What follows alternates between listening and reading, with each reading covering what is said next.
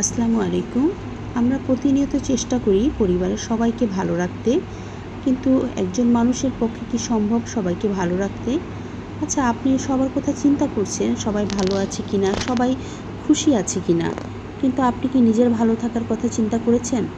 আপনি যদি নিজে ভালো না থাকেন, আপনি কখনোই অন্যকে ভালো রাখতে পারবেন না। আপনি নিজে যখন খুশি হবেন বা খুশি থাকতে পারবেন, তখনই আপনি অন্যকে খুশি রাখতে পারবেন। তাই পরিবারের সবার ভালো লাগার সাথে আপনি নিজের ভালো লাগার দিকটিও দেখতে হবে। কারণ আপনি যদি ভালো না থাকেন, কখনোই অন্যকে ভালো রাখতে পারবেন না। আর এটা একটা সত্য কথা, পৃথিবীটা বড়ই স্বার্থপর। আপনার প্রয়োজন যখন থাকবে না, তখন কেউ আপনাকে মূল্য দিবে না। তাই নিজেকে ভালো রাখার চেষ্টা করুন। নিজের আনন্দগুলো, নিজের শান্তিগুলো যেখানে আপনার ভালো লাগে সেই কাজগুলো করুন।